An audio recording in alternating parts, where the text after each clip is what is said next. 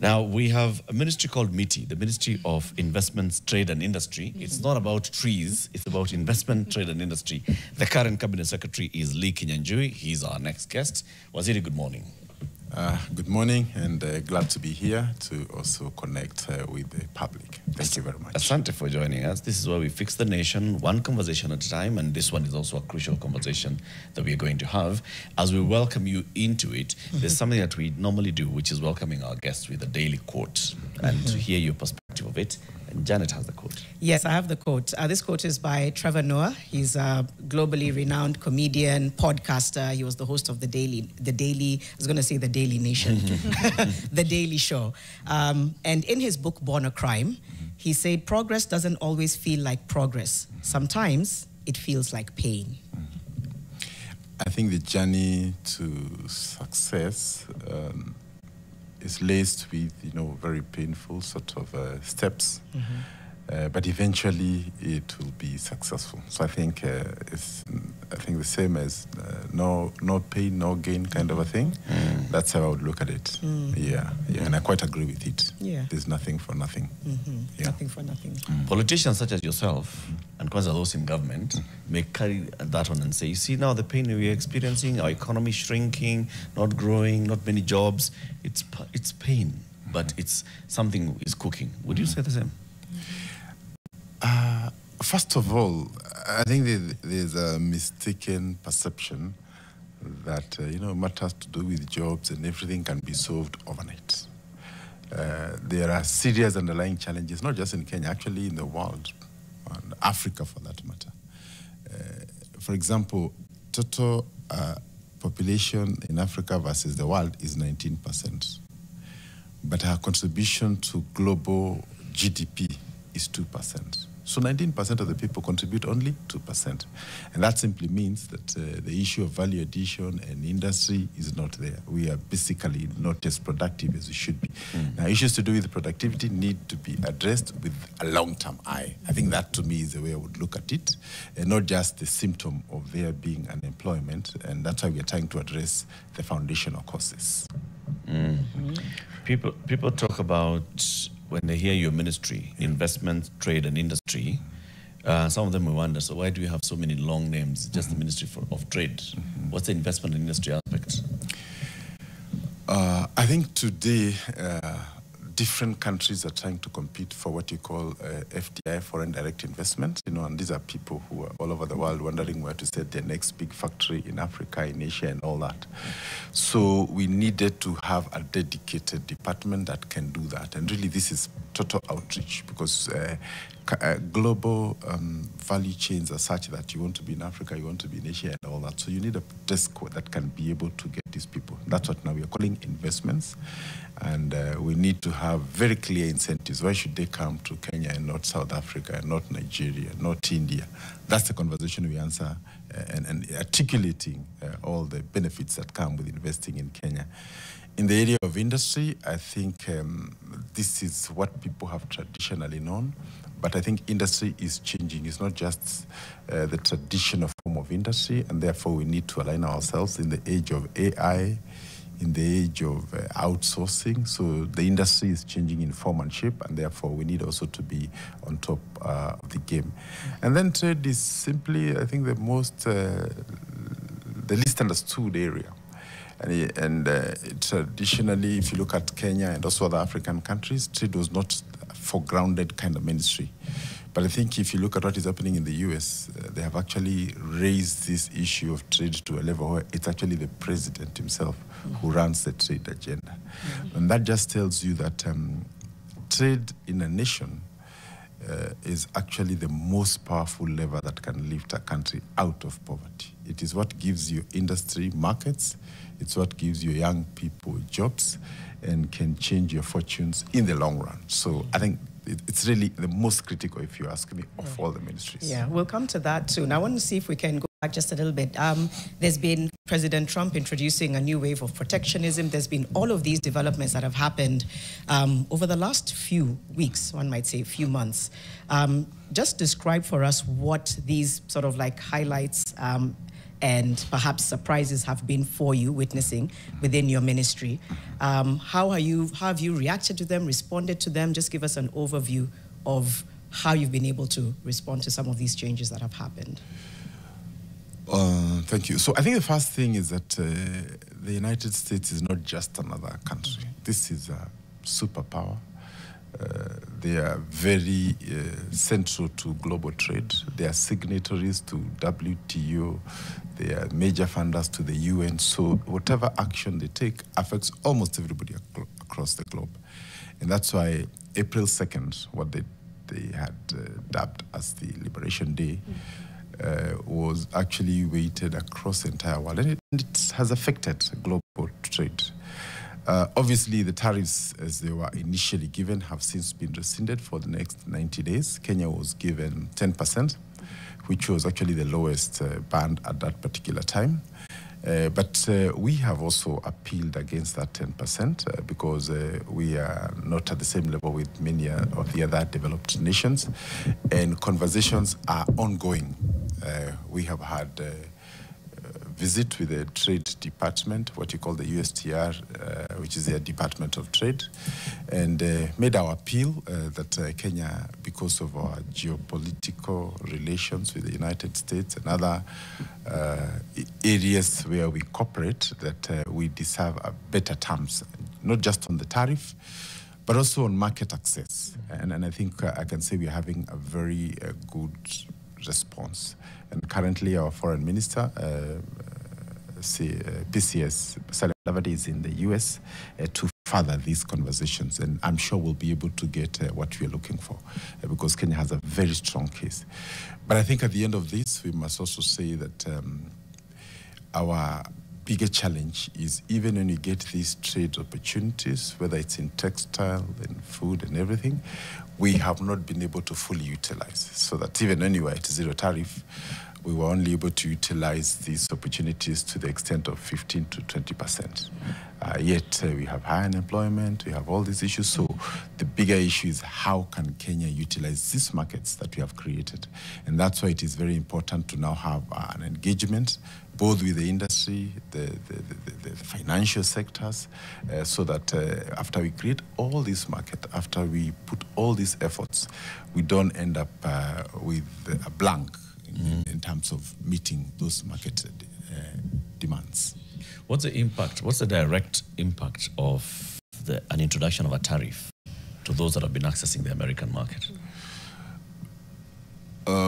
First, it's important to note that Kenya's main commodity to the US has actually been textile.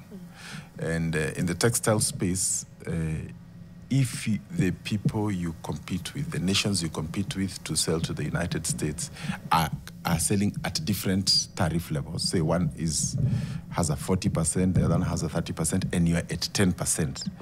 In that context, you would be advantaged because your product will arrive there cheaper, and therefore you would definitely be able to capture a greater market than them. In other words, your products would be in high demand. On the other side, if you're at the same level and they have better technology, better quality, it would also defeat you. So tariffs are best compared in relation to what the others are also doing. And I think that's really the conversation we need. But on the flip side, we have seen a very serious interest from companies that were previously in areas that have appeared as though they will have higher tariffs. And these are the Far East Asian countries. Some of them would want to come and set in our EPZ and so on. And one of them can actually employ as many as 10,000 people. So our role is to make sure that Kenya gets the best deal. And we also have a dedicated team to try and attract some of these companies in those countries, in the areas where they feel disadvantaged, and Kenya may offer a better opportunity for entry into the US market. And these are real huge opportunities that we must work on. So there's a silver lining. But before we get to the silver lining, I'm sure those that have been operating and accessing the American market at zero tariff, when they are slapped with a 10% tariff, there's an impact on it. Have you had conversations with them, and what are you doing to help them mitigate? Yeah, we do engage both internally and also outside. But I think the important thing is where the world is today, nobody can assure you of a perfect tomorrow. We are in a turbulent situation, even as a country. That's not the question. Sorry to interrupt. Yeah. Have you had a conversation with the companies that have, by last year, been exporting to America, and now they face this new tariff? What are they telling you is the impact or the effect to their business, and what are you doing to support them? I think the first thing to note is, this is not Kenya that is imposed this. So they have associations. So I may not have called all of them, but through their respective associations, we are in conversation. Secondly, is that now we are all 10% everybody. So if we are at 10 and others are at 0, then there's a challenge. Plus, also, it takes a bit of time before some of these things take real effect. Our big challenge is if you're planning to expand tomorrow, if you're planning to import machinery and all that, you may want to hold a little bit before you know exactly where it's going. That uncertainty is what we consider to be the worst situation right now. Even if you're a bank today and you have given a facility to a company that is actually exporting to the US, the uncertainty creates a bit of caution on your part. And that can actually affect productivity, investment, and so on. So the point we are simply trying to say is that the global turbulence affects even countries and all the way up to the workers in those situations. The most we can do as a government is to ensure that we mitigate, that the turbulence does not end up kicking some out of work, and better still to get the best of that turbulence. So what's the mitigation? The mitigation is negotiations with the US to try and ensure that they remove the 10% tariff, and also to negotiate for more entry, what you call market access, not just textile, but many other commodities into that particular market. And those discussions are already on. We have already appealed, and very soon we'll be making the necessary conversations in terms of negotiations to have that removed. And we will work together with stakeholders involved, and we will also look for other players in other countries who would find it better to work through Kenya. So at the end of this entire moment, our view is that Kenya will be in a stronger and better place. Right. From the American perspective, President Trump was doing something protectionist, what he thought was best for his country in terms of trade. He felt like there was imbalances, and this is his fix to it. What is Kenya's fix to our trade imbalance with our neighbors, our trade partners? And I don't mean protectionist measures like those ones, but yes, what do we have going for us? I think the first thing is different. We have different balance of trade with different countries. Yeah. So like Kenya and China, we're at a different place. Kenya, Uganda, Kenya, South Africa. But I think in each and every of these countries, the responsibility of my ministry is to look for reasons why there's a deficit. So our most important countries are where we have a deficit. These are countries like South Africa, the US, China, and many others. And ask ourselves, why are we not feeding into that space? And I want to really challenge the Kenyan business people to now start looking regional, look at Africa. We have already signed Africa Free Trade Area Agreement, which means you can produce here, sell in Ethiopia and all these places. And our work is actually to open these borders. We are surrounded by countries that don't have a very strong manufacturing base, yet Kenya in the fast-moving consumer goods, in the clothing sector, we're doing very well. In fact, I would want to say that in the area of textile, a lot of the mtumba we wear that looks very trendy and everything is actually made right here in Kenya, sold new to the US and many other countries, then returned here as second-hand clothes. So we have the best. In fact, I would think in the entire region, when it comes to most of the sectors, Kenya is leading. So what we need is just to enhance those numbers. And looking at even a product like tourism, I think no country can beat Kenya. But in spite of the attractions, when you think of the coastline, the beaches, the safari, the mountain, all those in the national parks, the numbers we have still don't reflect our potential. And I think it's our responsibility to ensure that we bridge the gap. So a lot is happening, but I think still much more needs to be done. I don't know, I wanted a few more specifics. Just because if you asked, the Trump administration, they'd tell you, tariffs. That's we want manufacturing to come back to USA. To the US. We want the jobs to come back here.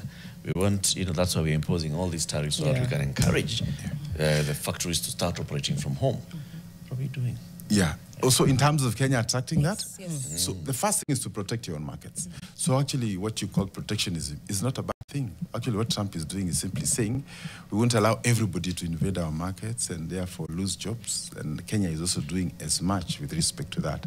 And we have actually started what we call like export promotion zones. We have 4 already under construction under my ministry, and we hope to finish them by July this year. We also have what you're calling county aggregation and integration parks, which is essentially where if it's a rice growing area, you can come and do your production, add value, and then you're able to sell and access into these markets. And some of the barriers that were there in terms of creating industries were largely because of the capital required. To buy land, you have to change user to industrial, you have to look for power, all those things, including roads. Now government has done all that, and your work is just to plug and play. We have seen major industries come into Kenya, and I think that really remains one of our biggest things. Recently, we went to China and signed deals that can completely transform our industrial space. So we are really on a reach out. We also have huge tax incentives. We're giving land. We have the special economic zones that are already operational. And within the area of financing, you may recall that interest rates in our commercial banks was around 18, 19 not too long ago. It has since come down to about 15, which we still consider to be high. And we are working with the central bank to implore upon the banking sector to bring it to around 12. And I think this by end of year should be really where we're looking at. That's really sustainable. Besides that, the Kenya government, through Kenya Development Corporation, also de-risks investments by funding industries. And on Friday, we were in Lamu to open a factory where we have co-financed 250 million to help that investment open up. And it's actually a ginnery for cotton and textile manufacturing. So a lot is happening. I believe much more can be done. But simply to say that industry is the way to go. All the big nations we talk about have grown to where they are because of industry. And recently you saw that the president also did set aside a special department within Treasury to deal with attracting financial investments. Globally, we have countries say like Dubai and Singapore and London that have become global financial hubs. And we believe that Kenya can be that financial hub for Africa. And if you look at the multinationals that have come to Kenya in recent days, many of them don't actually operate here, but they use Kenya as the regional hub for the entire Africa and East and Central Africa. So a lot is happening. I think all we need is to probably package that information in a manner that everybody understands. And we are also aligning our taxation to ensure that we attract these big corporations. The United Nations in Nairobi is actually the only one in a third world country. But the important thing is that it's actually being revamped, and much of the departments in New York will actually be coming to Nairobi, Gigiri, for that particular matter. So that's a big opportunity for all of us. And I think we really need to package this, make Nairobi safer, make everybody know that this is a place to be in Africa. And I think that is really what we need to be selling out there. I know we're going into a break because I want to come back on the flip side. Companies are closing down, businesses are scaling back. So it's trying to understand and reconcile that balance as regards to also what you're saying in terms of expansion, in terms of investment. There's still a lot of businesses that feel that they're struggling. They're not seeing this bigger picture. They're just feeling the pain point. So hopefully we can speak to that when we come back from the break. We have in studio with us Kinyanjui, Cabinet Secretary for Ministry of Investments, Trade and Industry. Do you have any questions?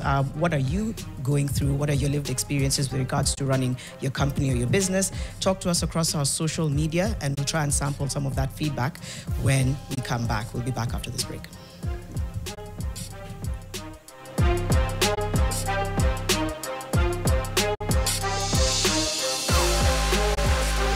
Said some feedback as we get back into our conversation. Cisco official says, I'm glad the minister is on, but let's also talk facts. High taxes, expensive imports, zero support for small businesses.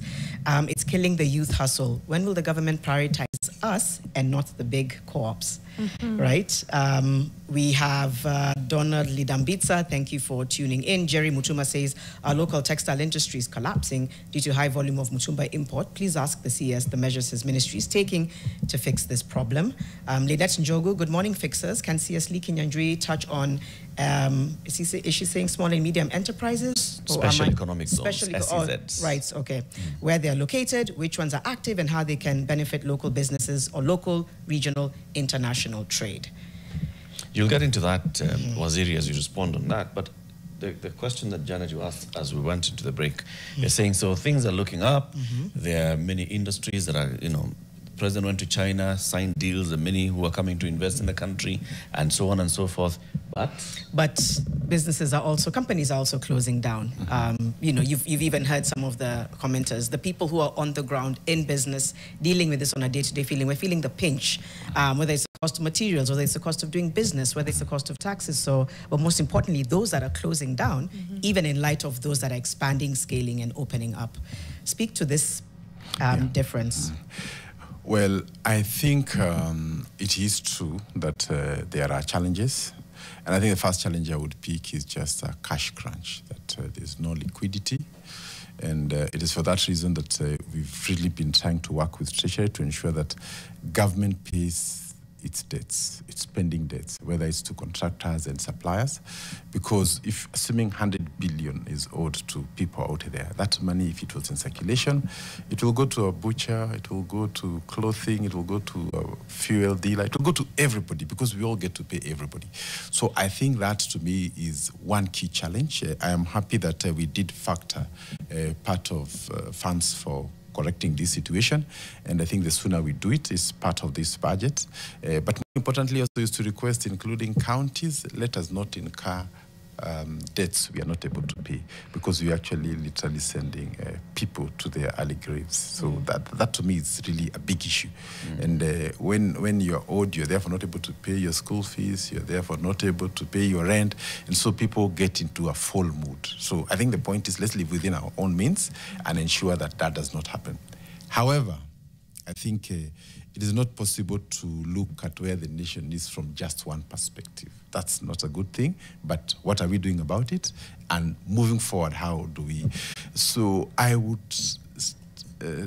just say that if you look at Kenya, both in relation to its immediate neighborhood and even globally, I would say we are probably in a very good place. Post-COVID was a very difficult moment. I think Kenyans did not appreciate the impact of COVID. We also have the issue of a new constitution that created very many structures. Everybody is an honorable, an excellency here, then there. The cost of running that constitution and the governance structure is very huge. Today, unlike other countries, if you come and agree with an investor, there's a whole legal process for you to go through. But I can tell you, in some of our neighboring countries, you agree with the president, tomorrow you get 1,000 acres of land, government-owned, and that's it. Kenya, you have to do public participation in almost everything. And if you skip one part, you'll be in court for the next 2-3 years. So and we are not complaining about that. I think it's a good thing. It makes us also stable, makes the country predictable. And I think that's really what every investor wants. Not just where you can get land very quickly. Where you get very quickly, you can also lose it as fast. But Kenya, there are structures that ensure stability. And this is really the biggest attraction we have in our country. Are there companies that are closing? Yes. And there's no part in the world, even Fuji, which was the biggest filmmaker in the world, and Kodak at some point, did go down, because technology also changes and businesses come and go. So I think it's also up to us to help our businesses to change into a new, fast, dynamic world, but also to agree that, yes, there are those that are closing, but how many have also come? If you look at even the hotel industry, look at, I can take you to factories employing over 3,000 people. Yesterday I was in Kirinyaga to a company that has come in the last few years, employing 1,500 people. So out of every 10, I would say 2 may have closed, or 3, but 7 have come new ones. And I think that's really the conversation. Overall, overall, the figure should be looking good. Very good. Yesterday, the Kenya National Bureau of Statistics released the economic survey. Yes. And the indicators are that overall, the numbers are actually getting fewer. Fewer jobs created in the last 1 year. Slower economic growth compared to the previous year. In all sectors. For example, our growth in GDP was at 4.7% compared to 5.7% in the previous year, a whole percentage lower. Our jobs growth was 700,000 jobs compared to 800 plus thousand jobs, fewer. Growth noted in some of these sectors: agriculture, forestry, and fishing growing by 4.6% compared to 6.6% in 2023. The real estate and construction shrinking by 0.7%, down 3% in 2023.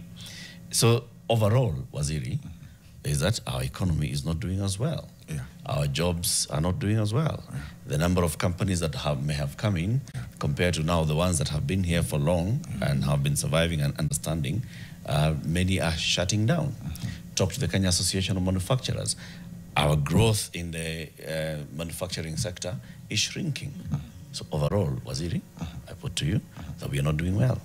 And even as you prepare to answer, just a heads up to Phil that we can also run some of the bites of what Kenyans are saying in terms of how this is affecting them, but we'll prepare those and run them soon. But yes, back to you, Waziri. Yeah.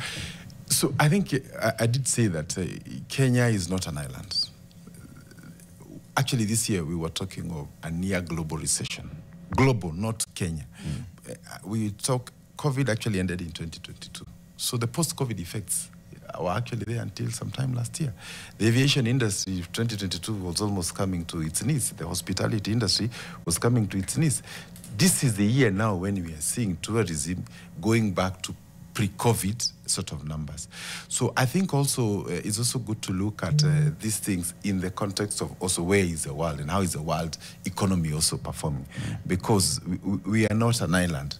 Today, if you look at the China numbers, it's also actually even last year, it also went down.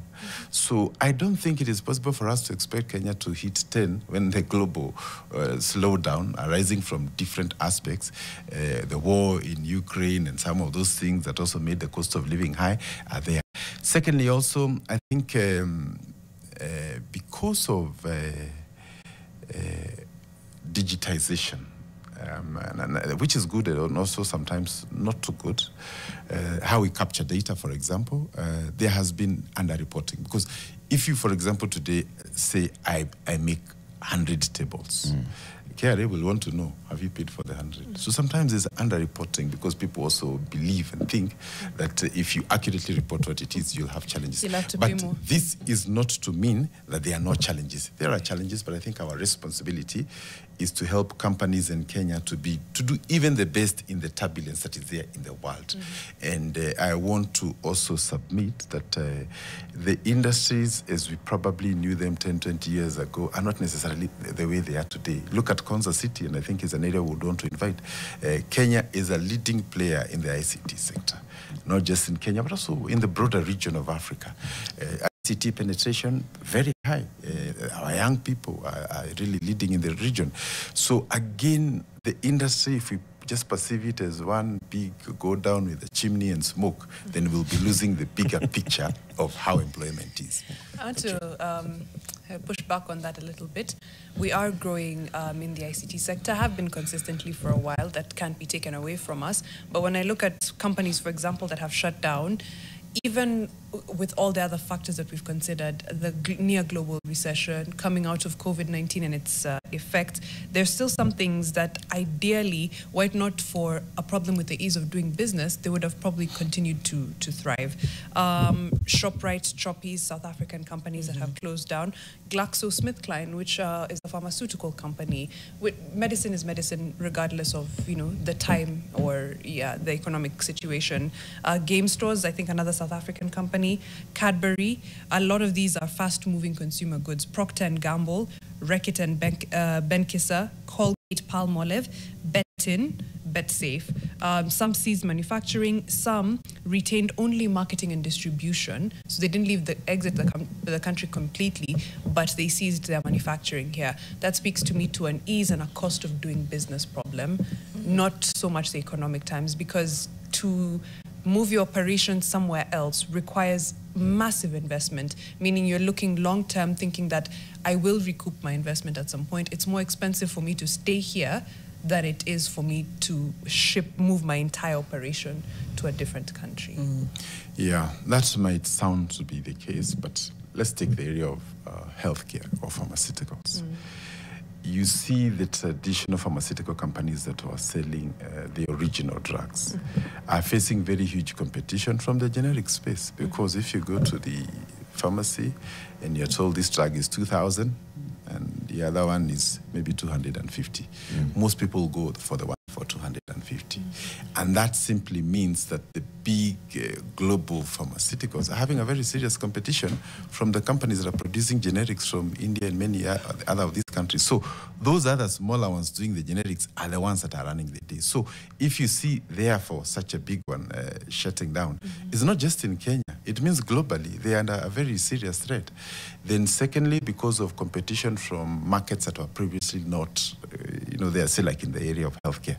You have now sourcing from maybe even China, Egypt, and some of those countries.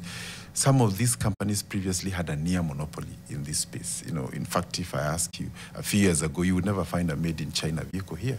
Now, there are those that have come that are not there. So there's been a bit of a market change. And at the end of the day, that simply means you will recall that there's a time when we did not know anything to do with the East. Now, really, the East, if you want to think machinery, there's a lot coming from that direction. So that realignment does not mean that Kenya is not competitive. Secondly, is that after COVID, I think most of the countries also realigned their production. So you want to be in different continents so that if there's a problem, you are able to distribute quickly. Then because of efficiencies, again, you will see where can I get the most volume because of economies of scale. So different companies have different reasons, in my opinion. And it's not just in Kenya where they're exiting. Plus also, we must say, when multinationals at some point change their business model and want to be in one market and not the other, this is the best opportunity for Kenyans because that service is still needed. We have Naivas has really expanded when some of those big multinationals have exited. And also when companies come from certain markets, South Africa, and come to operate exactly with that same business model in Kenya, sometimes it doesn't work. They have come, gone back sometimes. Even if you remember Nando's, I think it was there in the 80s and 90s, it didn't work. They went, reshaped their model and came back. So it doesn't mean that if they've gone or come back, it's not anything to do with Kenya. It may be their business model. We have a big company now called China, is it China Square or something like that? It wasn't there. So as one goes, another comes because Kenya is a vibrant market. And I think our focus should be if one goes, 2, 3 come. And I think that's really what we want to encourage. Individually, I do hear you. And if we're looking at them case by case, individually, you could say that, it's true. South African companies have had an issue with coming in, trying their same business model. It doesn't work. You could say, GSK, for example, was facing pushback from generics. It's a hard business environment for pharmaceutical. They left. You could, do that. But when you see an overall trend of manufacturers leaving, that speaks to something else. So I would want a list of those manufacturers who are leaving. Because also, we create perceptions. How about we do this? Yeah, I would want that list. Let's look at the overall performance of the manufacturing sector. Okay? Yeah. In 2013, manufacturing was contributing about 15% to the GDP. Yeah. In 2022, it was contributing about 7% to the GDP. Yeah. This administration committed to move that back to even 20% by 2030. Yeah. We have not gone to 7.5%. So let me first... contribution of manufacturing. That is an indicator that if the manufacturing sector is not contributing as much to the GDP, there's a shrink in the growth of the manufacturing sector. True or false? Yes or no? So what I want to tell you, first, if you look at Kenya, say 20 years ago, our main export was mainly coffee and tea. So you would say maybe coffee contributed 30-40%. But because we've introduced many other products that are not previously there, our basket has become bigger. So that, yes, tea is there, but besides tea, we are doing flowers, we are doing avocado, we are doing many other things. So relative to that basket, we can say maybe coffee and tea is now contributing less because there are other players. The ICT and the financial sector was not there in the years you're talking about.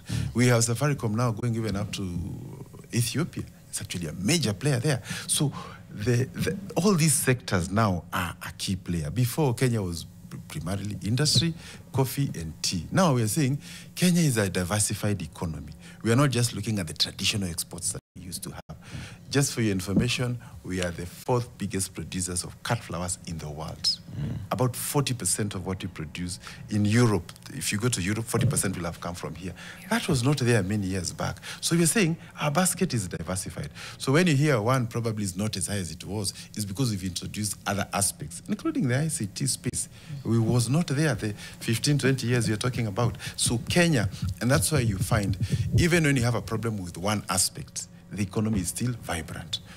The diaspora remittances, Is the manufacturing for example, sector growing or shrinking? I would say because of the introduction of other aspects into the economy. Now the basket is bigger. Before, we were really relying primarily on manufacturing and all those other things. It could do better. But I think also it's good to look at the global growth on industry also. And that's what I'm saying. I think Kenyans, what Kenyans don't see, and really one day we hope this will happen. If you look at the big industries that have come, and I would invite you to a place, for example, like Sinya on your way to Namanga.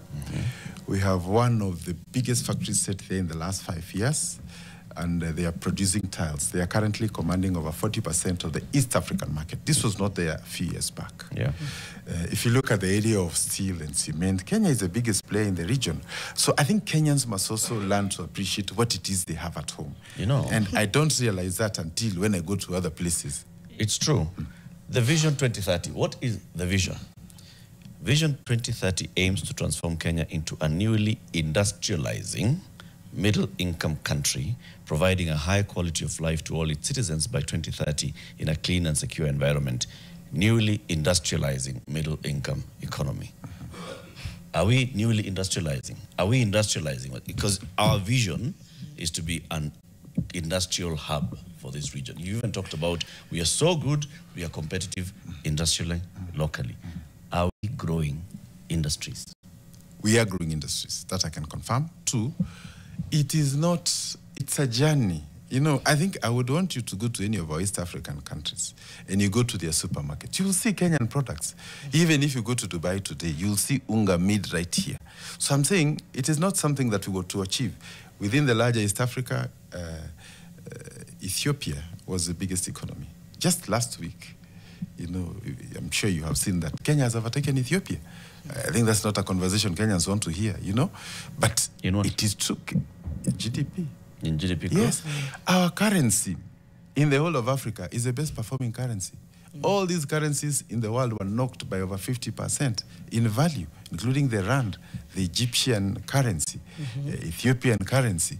So Kenya shilling is the best performing currency in Africa. And I would want anybody to challenge that. So if you're an investor coming into a country and you have that kind of stability, this is the only country you can come with your $10 million. Tomorrow you want to relocate and go to another country, you just walk out. I want to tell you, there are countries you can't even take out 100,000 equivalent of Kenya shillings. So I think also let us not allow ourselves into a cycle of negativity, because foreigners are coming and they are seeing the best of Kenya. There are skyscrapers all over Nairobi. Where are they coming from? Yeah. Are all those people foolish? Lived experiences, anecdotal experiences are also very valid, because a lot of people, when it affects you on a personal level, you can speak to and listen to the scope and some of the technical ways of scaling and expanding. It's people still feel like they don't have a way out of where they are with their businesses. You talked about our neighboring countries on the continent. I just want to put out some interventions that governments did. Some maybe Kenya has adopted, some it hasn't, but out of interest. So Rwanda, ease of doing business and SME support. So they drastically simplified business registration, reduced red tape, and digitized. Result, it became one of the easiest places to start a business. Some of the lessons there is to simplify bureaucracy. A few people have spoken to the bureaucracy of even just trying to scale or run a business here. That's very valid. And it's very valid. I concur with that. Right. Ethiopia targeted industrial parks. You talked about industrialization and export focus. The government built special industrial parks and offered incentives to attract manufacturing and textile businesses, and as a result, boosted jobs and experts. A lesson for Kenya: industrial parks tied to value chains and export targets, right? Valid. I'll just mention one or two more. You're taking note, because I want you to be able to respond to whether there's any of these under consideration. South Africa, public procurement for local industries. They used the government buying power to support local manufacturers, whether that's construction, materials, etc. The result, it helped key sectors to stay competitive and protected jobs. And a lesson for Kenya could be public procurement can be a powerful tool if it is transparent and favors quality local suppliers, and so on and so forth. It's quite a number of examples of our neighboring countries trying to intervene to just ease local businesses. Here, it just seems that people perhaps feel like they're on their own. Now, you're speaking to what the ministry is doing, but I think we're also speaking to how is that translating to how it's being felt. Industrial parks in Ethiopia, we have just said, these are the special economic, they may have a different name in Kenya. Yeah, sure. These are special economic zones. This is a county integration, questions. and we are already doing that. Yesterday, I was in Kirinyaga. We're going to Nyeri. We're going to all these places to try and also attract people. I met Western Kenya governors to try and attract people to those parks. So Kenya is already doing that. On the issue of giving Kenyans a preference when it comes to procurement by government, I think we already have an existing rule that even if it's furniture in government offices, and my office is responsible to ensure that that is actually complied with. So I think all these things are happening in Kenya, in my opinion, and not just in my opinion. Factually, they are right here. I have said, like, the ease of doing Kenya through Ken Invest is we want to make that our one-stop shop. So that any investor wants to come to Kenya, you want information, you want data, you want to know which partners you need for what, that would be the place to go. We still have a journey to go because, and I think also what happens, people take one good thing in one country and another one good in another country, but you know, you could be handsome, but you have another problem elsewhere. So it's a sum total of who you are that makes Eric. But you know, people will tell you one country, oh, they're very good at this. Another one is good at this, but they also have their challenges. So Kenya also is not at a state of perfection. However, on a sum total, if I was an investor coming to Africa, I wouldn't think twice. Let's take a break. Yes. When you come back, Lynette asked this question about the special economic zones, and you've talked about them. So we'll talk about them in the next hour. Say where they are and at what stage of completion are they. This has been a conversation for a while. KAIPs as well, county aggregation and industrial parks. You've mentioned the Kirinyaga one. Where are the others and what's happening to them?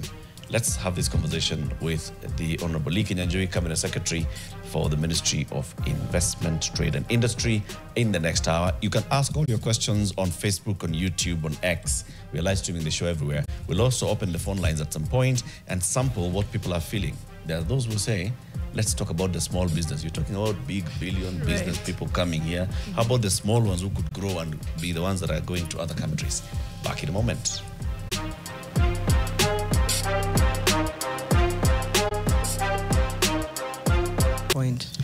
We are continuing our conversation with Kinyanjui, Cabinet Secretary for Investment, Trade and Industry, and we're talking about the state of Kenya's trade and our agenda as well. And as we went into the break, we were telling Waziri that there are some Kenyans whom we reached out to, and they were speaking about their own experiences in trade. Now, I know you don't deal with MSMEs. That's a whole different ministry that deals with MSMEs, but it's trade nonetheless. Listen to what they said, and then let's also pick up the conversation from there. Siwezi sema that hii biashara iko sawa sana hata kama ni ya madawa na watu wanakuanga wagonjwa, because sometimes mtu anaweza kuja akiwa mgonjwa anakuambia vile anasikia, unamwambia umuone as a daktari, but yeye anataka dawa over the counter sababu hata consultation fee ni shida. Anasikia akisema that hiyo pesa ni mingi, so biashara si nzuri vile. I cannot see because I can see from the patient themselves. Nasikia tu ana complain hadi customer patient anakuambia umkatie dawa yenye kabisa ni fixed price, unasikia tu akingangana that areduce hiyo price. So biashara si nzuri sana. We witness few customers through the day and business iko low, but we hope for the best. Kama your finance bill itakuwa iko na more perfection than the former, we will appreciate, but sahi mambo si vile sana. Biashara iko chini, tunajikaza tu, hata tukinunua vitu kupambana naye, lakini kupitia kwa uwezo wa Mungu unapata, lakini unapata vitu mingi ni zile zinakaa. So there they are, Waziri, and they're talking about their own lived experiences. As they are traders, you have dealt with such traders as a governor of Nakuru, right? Yes. Where you're dealing at the last mile trade. Now you are dealing with a bigger, trade which should come all the way down and percolate to the last mile. Somebody's asking, Len is asking, are you proud as a CS when we're importing toothpicks, matchboxes, eggs, shoes, clothes, yet these can be produced here? Okay, I think I do sympathize with what the clips around just a survey, but I think also it's good to say that the survey may not be entirely complete, because you cannot tell me that every Kenyan. There are those who are also on things that are going on well. Let us also be fair. But also when we profile just the three who think things are not going on well, we also participate in creating a perception. My view is that there are challenges, and I did talk about cash flow, which is really something we're trying to work on through payment of pending bills, and we want this expedited because it's a major, major, major problem. We also want the interest rates to go down and the banks to lend to Wanjiko so that businesses can grow, expand, and that's how you address actually the lower level businesses. But also, having said that, I think economy is also largely about hope. If people are hopeful, they will plan something believing that good things come tomorrow. So I think we also have a collective responsibility to plant a seed of hope in business. If you don't think that tomorrow will be better, you cannot start a business today. But you expand, you open another branch, you open another salon here and there, because you believe tomorrow things will be better. So also when we actively participate in a conversation, kill the little hope that is there, we really are not doing much business. Lastly, on taxes, you recall last year, more or less same time, we were in a very difficult situation. Taxes had been imposed in almost anything you want to imagine, and Kenyans were not happy. The consequences are known by all of us. But did we learn from that? Yes. This budget, and I'm very happy with the National Treasury CS, Bandi.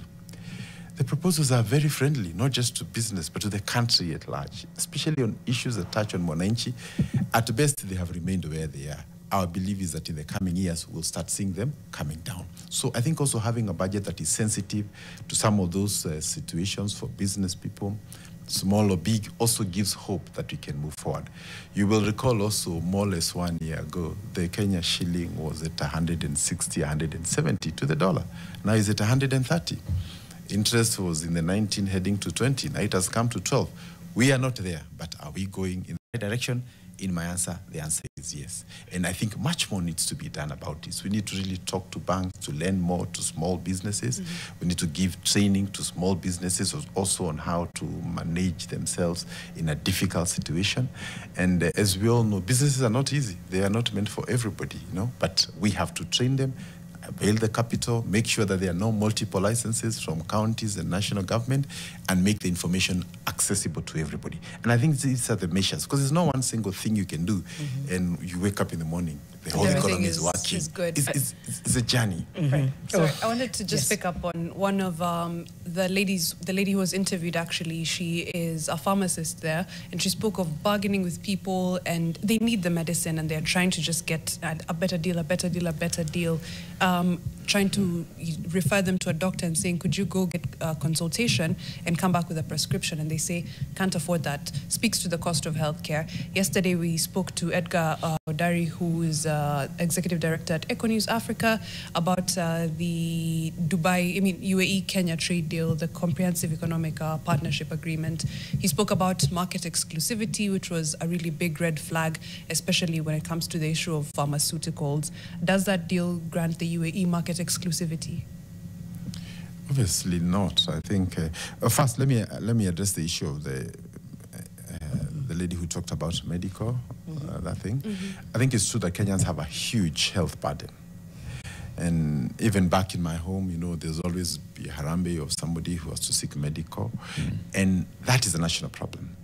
And we've had NHIF, and it had its challenges. But I think more significantly, I remember in the past, if you joined NHIF, you would not be immediately covered. You needed like 3 to 6 months before they can start covering you. If you had terminal illnesses like cancer, you were not covered. In the current program, if you join today and you have of cancer or any other disease, you're immediately included. There is no lag time. There's no waiting time before your policy can be activated. Our prayer is that we can have more Kenyans join, we can have efficiency, and if insurance works on numbers, if you have more people in it, it means all of us are contributing little money, and eventually we'll have that. So again, it's up to us as Kenyans, because we can demonize it until we go. Then in the evening we'll be talking of, oh, we are sick, we have nowhere to go, and we are also encouraging local health manufacturing of Medicare, so that we bring the cost of medication, so that we can address some of those issues. Yes, there's a problem. Are we doing something about it? The answer is yes. I'm glad also you have talked about. In the healthcare also, I want to say that the issue of integrity is very important. Because if you go to a hospital, there's no doctor, there's no medication, everybody is sent to go to a chemist. Yet, you should be able to get a medication in your normal level 1, level 2, level 3. So again, we want to make sure that the system is right. When you go to your local hospital, and this is where our rural people, our old people are mainly in the rural areas, so they need medication constantly. So if we ensure that the system is working, the issues of healthcare can actually be addressed. And I want to insist that really what works are systems. If the systems are right, it doesn't matter who is there, who is the minister, who is the governor, and that kind of thing. So we should focus on having the right systems, and integrity is critical in terms of that. I don't recall the last question, please. The Comprehensive Economic Partnership Agreement with the UAE, does it grant market exclusivity? No, it doesn't. But I think more importantly is to look at UAE and Kenya. They have what we have, they don't have. Skies are at 40 degrees, so they can't grow much. So agriculturally, they are down. We have that advantage that you can grow almost anything. In 5 hours, by flight, you are in the UAE. 7 days by sea, you are there, which means also our products, the avocado, the flowers, the vegetables, what we have, they don't have. Now, on the other side, they have an advanced sort of financial, whatever. They are the global investment hub. So this is a natural sort of partner, because they require people to work in some of their skilled sectors, including finance, security, and all these things. Kenya has that excess labor. So that is your natural partner. So it's not right for you to go into partnership with somebody who has what you already have, because you'll literally be competing. But what they have, we don't have. They have oil, they have cash. So those are countries that would naturally fall within your natural partnership agreement. And then in the healthcare, we are not just looking at partnership in terms of buying. We want them to come here and set pharmaceutical companies that can sell, not just here, but within the entire region. And we're already talking to some of them to come to some of our special economic zones. Lamu, we're also trying to put up a second port for Kenya. And there's a very huge interest for countries within the Gulf region. So those are natural partnerships that we must encourage. And you recall that we also have a partnership where our young people can access jobs within the broader Gulf region. And there are challenges in the past, but you want to streamline that so that you don't just go as an individual, but the government knows you're here, you're working under this person. If there's a challenge, we can be able to address that. So that's a natural partner. And what we also do with economic partnerships is every year you review. Because at the time when you're crafting the partnership, there's some things you may not know. But midway or halfway, you can be able to look at it, adjust one thing or the other. And like coming Monday, Tuesday, we're actually reviewing Kenya-European Union Economic Partnership Agreement, where we'll be saying this is working, this is not working, there are challenges here and there, then we move forward. So it is not cast in stone. Yeah, but some people worry that some of these big trade deals are done behind closed doors. What Mariam is alluding to was, it was a really interesting conversation yesterday that sort of gave some context into how these deals come about, public participation into at least being able to agitate for what works and what doesn't. Before you know it, it's gone through. So in fact, let's talk a little bit about how Kenya does these big trade deals. And in the end, it may not necessarily seem as beneficial for people on the ground. There's ROIs, right? There's a lot of return on investment that's required. Let's talk a little bit about how Kenya does these big trade deals, whether it's European Union, whether it's the UAE, and the transparency factor around that. I think first is to confirm that by law, any trade agreement that is done between Kenya and any other country must be taken to Parliament. We also widely believe you participated in electing a member of Parliament, and so they should be able to interrogate question, even call us if there's any clarity, because it is not possible to take a document to 50 million people individually. But now through your representatives, by law, we are required to do that.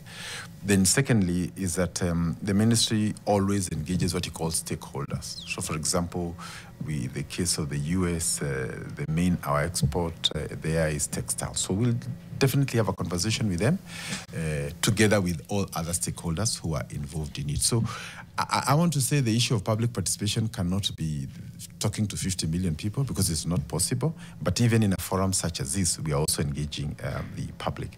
And maybe also, do we have funding to do that? Maybe not. But also, even after you have had this agreement, we are now including a chapter on now taking that document to Wanjiku, so that we know we have an opportunity to do macadamia, say, in Muranga or Eldoret. So you people of Eldoret, can you package yourself? These are the standards.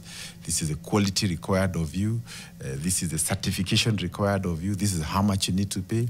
These are your likely buyers, and then now connecting the buyers and the sellers together so that now we can be able to ignite a spark. So all those opportunities are there. Is there room for improvement? Yes. And I think we are open to conversations around how that can be made better. The concern with this particular one, and we had a conversation here yesterday with somebody from Eco News Africa, Ed Gaudari, the executive director, and the concern was on, if you compare the Comprehensive Economic Partnership Agreement between Kenya and the UAE to the others that we've signed with the UK, with the EU and others, this one appears to be disadvantaging us in terms of, number one, the UK, the EU give us access, quota-free, duty-free access of our commodities into those markets. This one with the UAE does not give our avocados and our other produce that duty-free, quota-free access into the UAE. But what it does, it gives them some protection in terms of exclusivity in IP.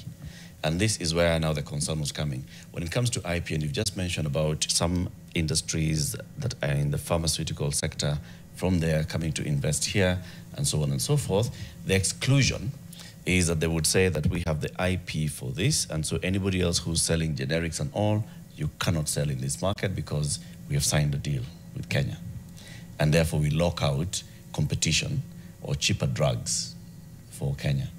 Secondly, other partnership agreements have allowed Kenyan professionals to go and work in those countries. You can get visa, you can get work permits to go and work in those countries. This one does not specifically mention professionals going to work in the UAE. So those are some of the concerns that are being raised here in this particular deal. Well, I must say that it just also depends on your perspective and your motivation in looking at some of these documents. But I want to say today, the orders we have for supplying, say, animals, live animals, to that market, we can't even meet that order. And it's for this reason that the government was saying, let's vaccinate all our animals, because it's one of the qualifications required for you to enter into that market. And all these areas of Kajiado, Narok, and Samburu, all these pastoralist areas, even if we restocked 100 times, we can't meet that market. Because you see now, we also have to be pragmatic in terms of our people require employment, require jobs. We need to pump wealth into these areas. How do we deal with it? In the area of vegetable and all these other foods we are talking about, we can't be able to meet that. So we don't need duty-free, quota-free access. We have not even been able to meet the existing orders. We have an order to supply chili and groundnuts to some of these international. We can't even meet that. But whatever we are supplying, we could do better if we did have duty-free, quota-free access. No? Okay, leave the quota, duty-free. Yeah, but you see now, that's why I say every year we're supposed to review. And Kenya has an opportunity to come and say, we have an issue with one or two, and that's why it's bilateral, us and that country to go and discuss. So I think the right thing is when the review comes, if there are suggestions, including some of those that are valid, but we'll be asking, that's what every country would want to know. Of the opportunities we gave you 1 year ago, what have you taken advantage of? Okay. Let's hold your thought for 1 second. We have a caller called Albert from Eldoret who has a question. Good morning, Albert. Good morning. What's your question for Waziri? I wanted to find out from Waziri, when somebody starts business, what he should look for is not capital. It's a market. What is the government doing to look for markets for people? Because I'm hearing him talking about, let us give Kenyans hope. The work of the CS is not to give us hope. People who give hope are pastors. He should be looking for markets. What is he doing to look for us market? And the other thing, they are hiding in issue of globally people are facing these problems. While we are sending our youth to those global countries, what are those countries doing that you people here in Kenya as a government you can't do? Because you are taking to those areas our children. So kindly, can you tell us, because I had a lot of hope in you when you were being vetted. I knew you were going to bring change, but you have just gone into the same circle of telling us issues of hope, that we are negative. Yet interest rates are high. I have not heard you what you are doing to fix that with the CS of Treasury. We have many stalled projects that have taken a lot of money, around 38 billion of Kenya. Why couldn't we have come up with some factories like textile to improve them so that we can be employing our youths within this country? So kindly, I'm not getting why you are talking of we need to be having hope, things are going to change. We are on the right track. We need markets. Thank you, not Albert. capital. We have a lot of capital. Thank you. Thanks, Albert. Let's have the CS respond to that in real time. Okay, I really don't know where to start because, it's talking about market for what? It depends. Every sector has its issue. I have told you we are not able to meet our demand, even for basic things. Even in the US, the things we are sending there, we are barely able to scratch.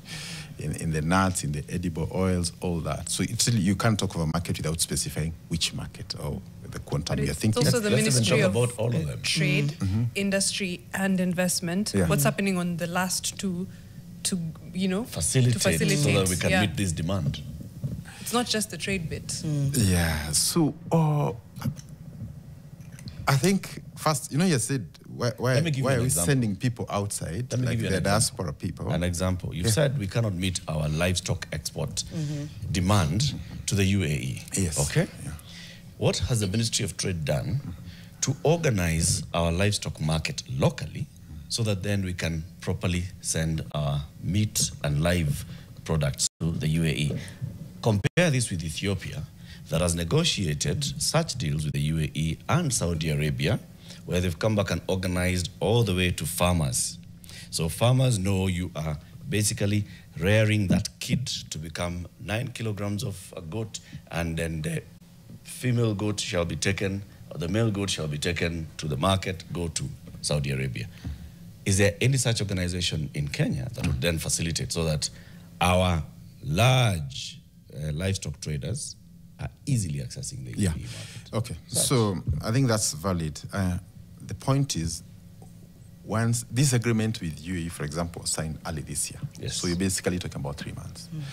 However, you recall that government has been trying to align, because one of the entry barriers for, say, meat, for example, into some of these markets is the diseases that it could be having. So the first thing is to ensure that we vaccinate.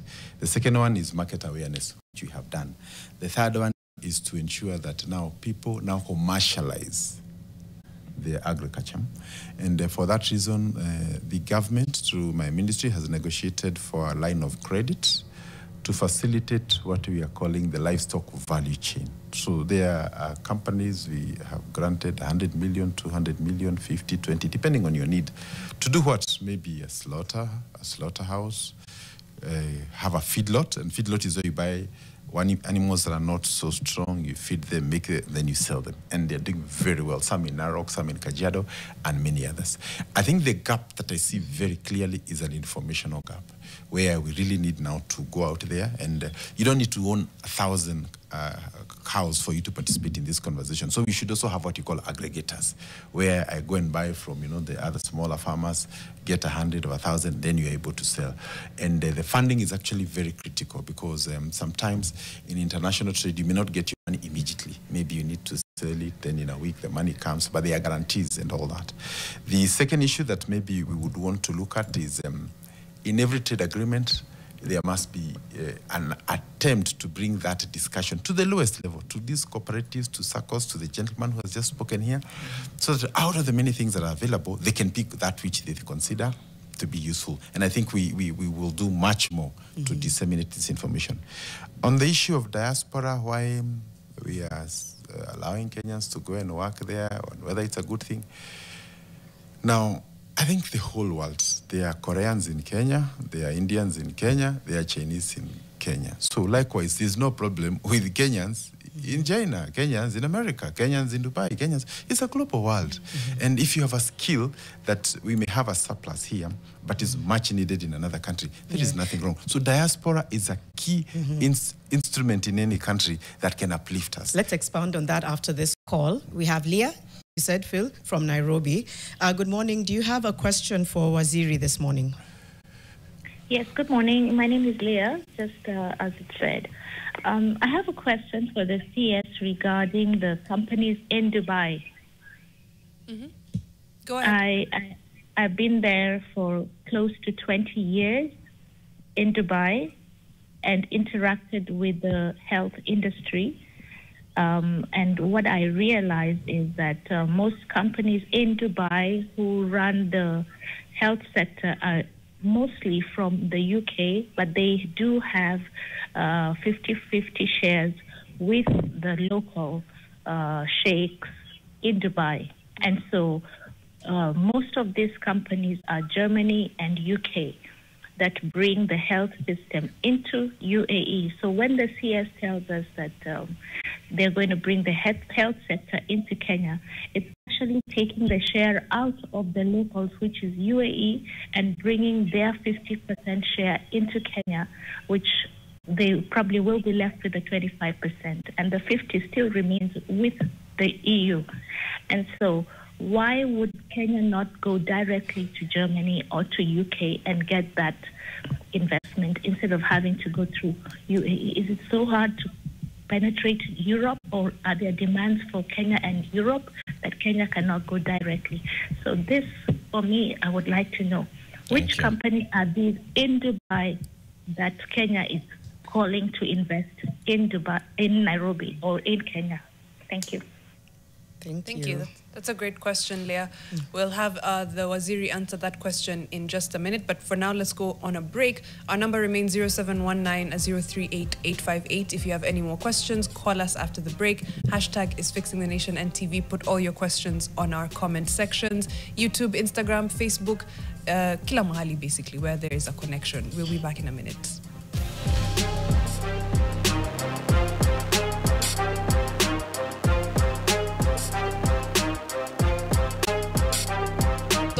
Yes. All right. We have a call from Naivasha. I just want to get it before we drop. Nyandara. All right. Just before they drop, John from Nyandara wants to ask the CS a question. Then we'll let you know how to do your WhatsApp Nation. Let's hear from John.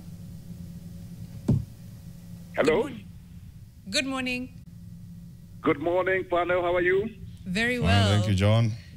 First of all, is to congratulate my friend Eric there for going to the nation. We're fixing it, John. Yes, how are you? Very well. How is Henny in Nyandarua? Henny is fine, only that it's raining properly and everything is comfortable. Very good. That's good. Yes. Now, my question to Waziri is regarding this G2G policy. The G2G trade policy that was started by the government. In my view, this is a policy that has discouraged business in a big way, because it is only government bureaucrats who do business on the policy of G2G. It is a policy, in my view, that has entrenched corruption, because we do not know how government officials negotiate regarding prices and everything. It is only those guys, high-heeled guys, who negotiate on behalf of the country, which is very, very unfair. G2G is a trade policy which should be removed so that this kind of business be brought to the people, because it has created unemployment which is a problem to our country. The second question to Waziri is, what is he doing to encourage industries not to move the way they are moving out of the country to the neighboring countries, again creating very big unemployment for our youth. Secondly, he should try his level best to encourage local industries, probably at county level, small industries, so that employment may be created, so that we may discourage this business of exporting our children to go and work in Arab countries. Thank you. Thank you, John. All. Yeah. Thank you, John. Let's get answers from Waziri before we get into Finance Bill 2025. Okay, thank you. I think the G2G is referring to, I suppose, is on fuel. Yeah. And I think maybe, when you don't have context, sometimes you may not appreciate. At the time when these matters came to the fore, there were serious forex challenges. Our dollar had gone high. So if we were forced to make payments immediately, as was the case, it would otherwise have made our currency to be greatly devalued. So we came up with a process where you pay after 6 months when you've already consumed and so on. I don't think now you can send individuals to go and negotiate that me as an individual to go and negotiate with people outside there to give me funds. It has to be G2G, in my opinion. The issue of how it can probably be more transparent and that, I think those are issues that we can try and work on. But all over the world, governments will look for what is best for the country, negotiate for it. And just for your information, I think 5 other countries within the region have implemented, and others are at an advanced stage to copy it. So if indeed it was that bad, I doubt it would have been a reference point. And actually, other countries have come here to ask, how did you people do it? And it should also be extended to other areas of common interest, like fertilizer and all that. But I agree to the point that transparency should be there so that in engaging there, the value for Mwananchi remains the core. That is a very valid point. To stop the industries that are moving out of Kenya, again, I said this is a perception we've carried maybe far too far, because Kenyans will tell you this, but when you ask them, give me the 3 that have gone into those East African countries, they will not tell you. So I think also we need to be fair, and we'll be publishing some of this information. Companies also have a lifespan, just like any other. Some, their time is up, others have come, others have expanded. But I think it is wrong to perpetuate the perception like there's an influx of companies from Kenya to other places. That is not the case. I know of many that have come also from the region here, because business is dynamic. Then the issue of exporting our people, I think that's what you said. Cottage industry. Yeah, we need to encourage cottage industry. I think we couldn't agree more. That's what you're calling now at the grassroots level. And just for your information, there's been a lot of effort to revive the coffee industry, and this year we fetched the best prices in many, many, many years. And for that reason, we want to expand our coverage on coffee. We're having serious challenges around Nairobi because Kiambu was one of the major producing areas. Now you're putting apartments in all those places. So again, government has put 500 million to buy seedlings to give to cooperatives and farmers so that in other areas where it can grow, including Kitale, Bungoma, Nakuru, and all those places, we can be able to include. So something is happening. I think the point is we all align ourselves. And I really like the title of your show, Fixing the Nation. And we all have a responsibility. That farmer, that teacher, that librarian, that newscaster, to give the right information and to encourage Kenyans to know that government can't solve everything, but you can be part of solving that problem. I think it just segues into how you have small industries that also have value addition, because that's what the focus has been on value chain and making sure that there's value addition. People are rearing chicken and then looking at how to access markets or onions. And the finance bill is proposing to basically lift, the input duties on onions and eggs and what else coming from the neighboring countries. Now, that could be, we are aligning to the EAC Common Market Protocol, but also what does that do to the local market, local growers of onions and eggs? I would say that maybe when you are not very familiar with the market dynamics, if today you went, say, to the Nakuru market in Nanyuki, you will actually find produce from Tanzania or Uganda. Likewise, I have my farmers in Mount Narok who take their carrots to Kampala and all those other places. So indeed, cross-country, within East Africa trade is already happening. What we need to do is ensure that we produce competitively so that even when they come, they cannot match our pricing. And that has to do with fertilizer, it has to do with efficiency and mechanization and all those things. Then secondly, I did mention that if you're talking of animals, really the question of animal feed is everything. If your animal feeds are expensive, then your products are all going to be expensive. So again, we want to support growing of fodder crops that are necessary for making of animal feeds. And that's how we can make Kenya competitive. But if an egg from Kampala arrives here at 60% of the Kenyan egg, then we'll be disadvantaged.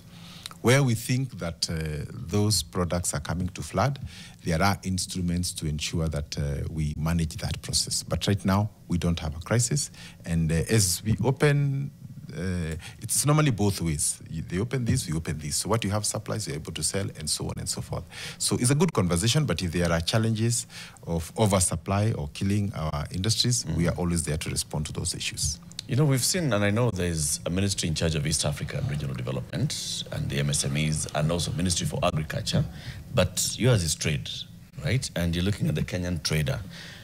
With the measures that are in place, for example, in the finance bill and the others, what are you doing to cushion the Kenyan trader so that, like you said, those measures that are in place to mitigate, what are those measures specifically to mitigate so that those who are growing onions in Kenya do not feel like now their crops have basically been moved out of market by those onions coming from TZ? As I did say, there are products for which we have surplus, and I think for those ones, we would really want to support the Kenyan farmers and so on. But the areas also where we have a deficit, and we must allow, in that case, the produce to come from whichever market. And we can't go to get from other countries when our neighbors have it. It's the same story with maybe say us and Ethiopia. There are times when they have the maize and we don't have it. We must allow that to happen because sometimes before the next harvest happens, we have a bit of a deficit. So that happens, and these are short-term measures. And like I said, we have the instruments to open and close as may be necessary to protect. We also have milk surplus sometimes. We're also selling it to those countries. So trade, let our people trade. I think that's the conversation we would say. And when you go to some of these countries, you'll be surprised to know that there is a lot of confidence on Kenyan products, whether manufactured or otherwise. So all we are trying to say is that once we open our borders for some of these products to come, they are also opening for our finished products to go there. So it's a give and take kind of conversation. Mm-hmm. Do you have any feedback that we want to sample? I know there's quite a bit. Mm-hmm. Before we come in, I know that there's a question that wasn't answered about the industrial parks. I think it's important that before we leave, we can come back to that. Yeah. Unless we get into it now and then sample feedback. Let's get into it now. Right. Because it starts with what someone has said. You've mentioned special economic zones, county aggregation industrial parks. Where are they? Mm-hmm. So you remember you talked about this Dongo Kundu. It's actually at its inception. If you go to Naivasha, where the current SGR is terminating, we are also putting up one there. And we are really at the formative stages, but we have a good number of companies that have already signed up. In fact, even in Maimahiu, Naivasha, we are actually putting up affordable housing so that the people who come to work in those factories for that matter will be there. There's already an existing cargo handling sort of facility that is there. So what now we are waiting for are the real industries. We did sign an agreement with Afro Exim Bank for the development of a 2,000-acre industrial park there. And also the same with the Dongokundu. And again, beyond Dongokundu, we've signed another 5. It's also good to know, we also have private industrial parks. If you've been to Tattoo City, that's a huge industrial park. Infinity Park here in Nairobi, and many others that have already applied. So I think what is lacking is information on what is where and what opportunities exist. Some are export-oriented, so they want to be around Mombasa and so on. Others are in the area of agriculture, so they'll be in agricultural areas. And even we have another one, I think, on Limuru. So there are many that are coming up, some private, some government-owned, and the private ones are coming because government has created incentives that allow me, if I have my 300 acres, to convert it, and we'll continue working in that. Also with the counties.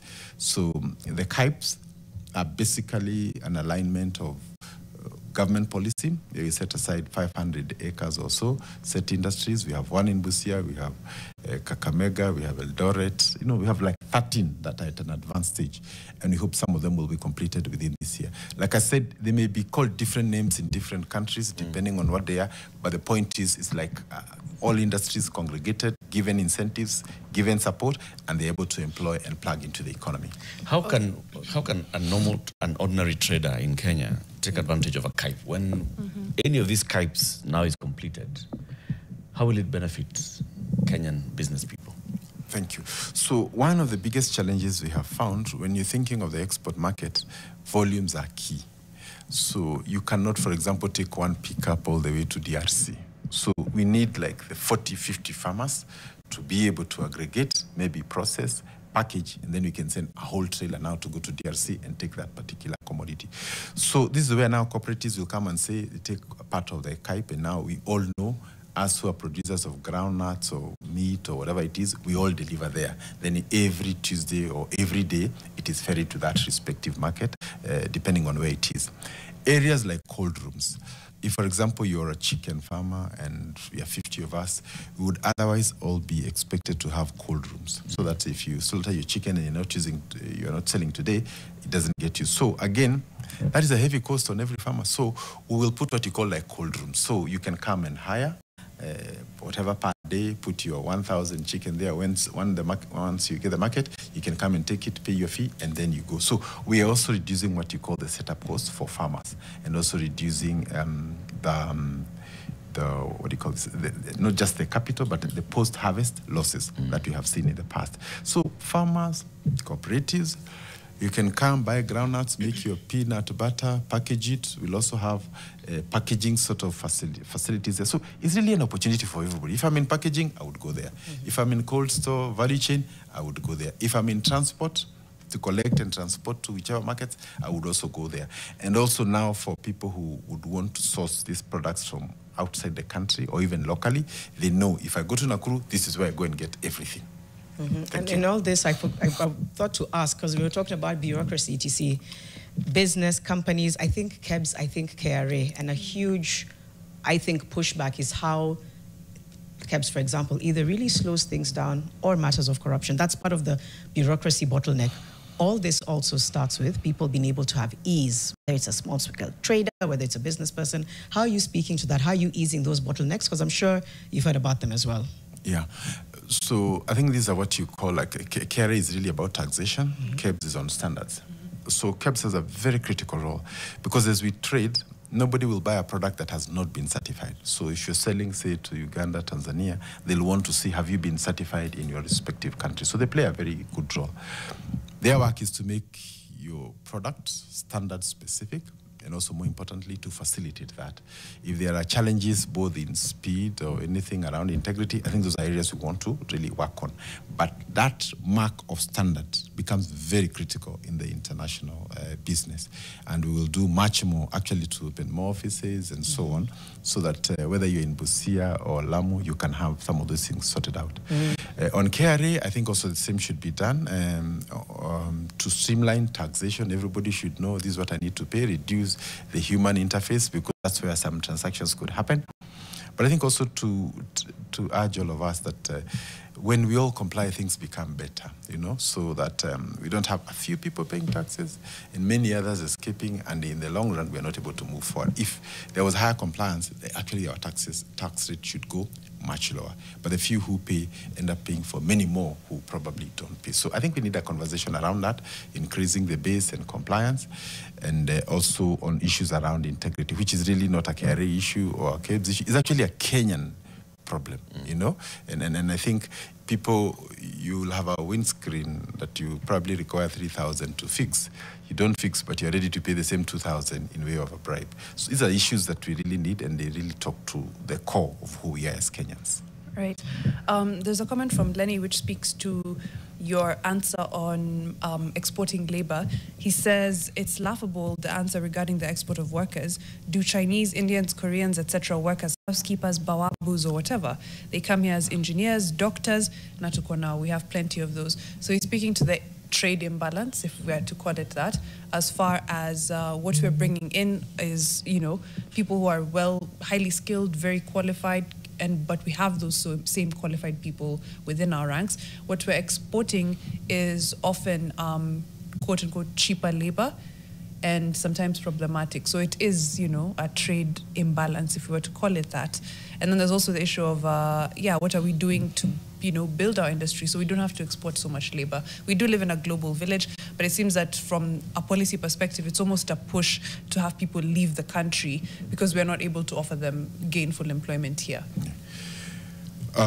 So first to say that the Kenyans who are going out or looking for opportunity are primarily maybe just manual and so on would be very inaccurate.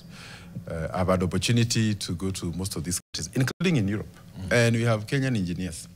We are commanding serious space within the ICT sector, and even in the hospitality. You'll find most managers within the big East African hotels, even in the Gulf region, actually come from here. So, but the fact that the people who want bigger jobs have a right to go, so do the other people also who have skills or don't have skills. So I think really it's you to judge. The government has not said these people must go. It is you to look, if you think you're okay with the way you are, the responsibility is to open space both internally and externally. And I have said, India is the best example. If you go to most of the countries, even Canada and the US, even the UK, we even had an Indian, prime minister. So there is nothing wrong. It has existed since time immemorial. At the turn of the century, the Indians came to do the railway in 1900.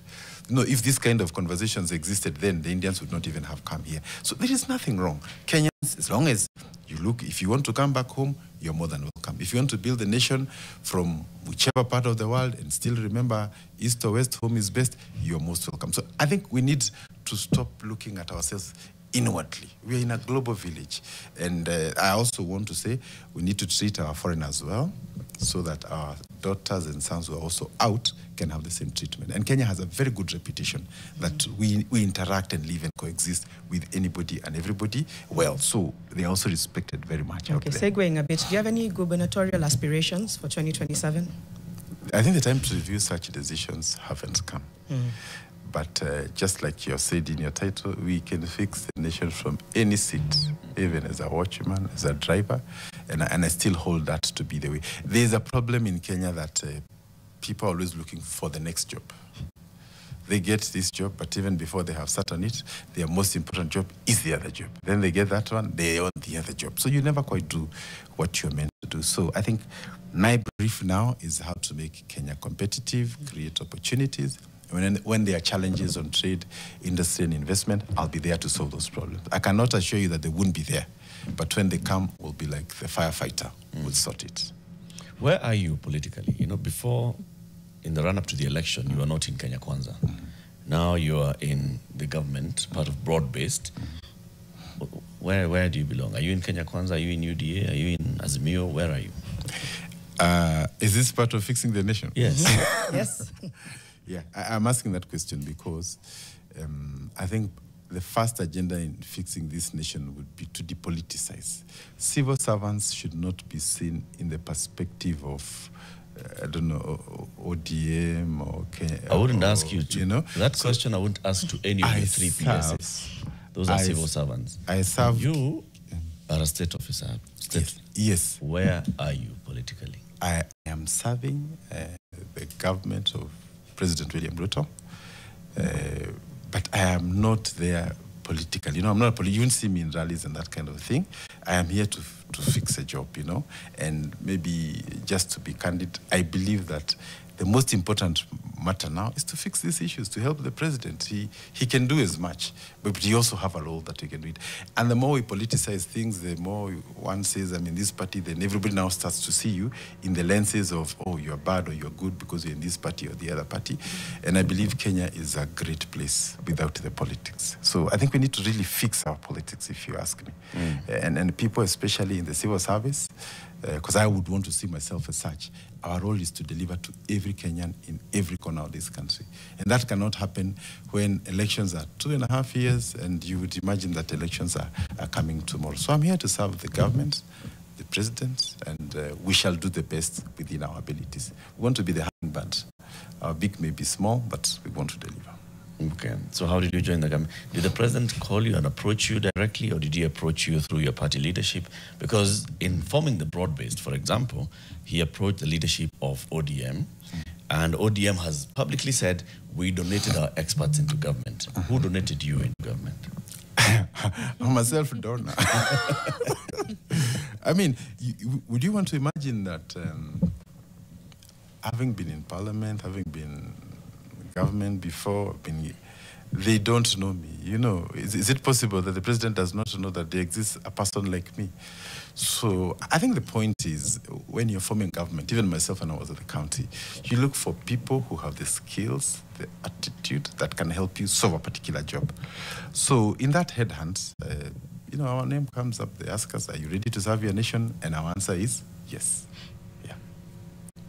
Serve the nation, then fix it. Yeah. That's how you fix the nation. By serving the nation. All right, we'll continue. I wanted to get an idea just before you leave. The county aggregated industrial parks, you said by the end of the year we should be having some in operation, right? How many? I would say maybe like 6. We are currently at about 13 who are progressing very well. We are trying to push them, but I'm sure maybe around 6 to 7 will be okay. But then you're moving from 0 to 6. I think that's a good progress. But we would also want to push all the others so that we can complete. And farmers and cooperatives and everybody can be able to take it up. And I think this is really going to be a game changer. Okay. Same for the special economic zones. How many? The special economic zones, you know, it's a very big place. We have private and we have also public, as I have stated. And to finish 2,000 acres would take a bit of time. But the important thing is the industries that will start setting up should be from next year. Yeah, but work has already begun. A final challenge to you from Katu on Facebook, who says that it pains him when the CS says Kenyans can't meet the market demand from different countries around the world. My opinion, government should finance and educate Wanjiku on the opportunities available and facilitate Kenyans so that they can then take advantage of all these opportunities available. That's why I'm here. I'm paid a salary and I'm educating. And I mean, this is public engagement and we hope it continues. And if we get another opportunity, we'll do the same. And we also have a whole desk that can do this. So we cannot be able to reach everybody, but we'll create dedicated forums where these conversations can happen. This is just over 100 days for you, right? Yeah. 110. 110. 9, 10. We got into office on January 19th. Yeah. So another 100 you come back. Yeah. So, yeah.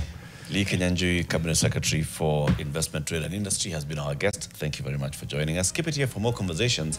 In the next hour, lest we forget, something happened on the 29th of April, which year? 1994. 1994, the Mtongwe ferry disaster. Where are the victims today? Where are the families today? And what's happening at the ferry? Back in a moment, it's 9 a.m.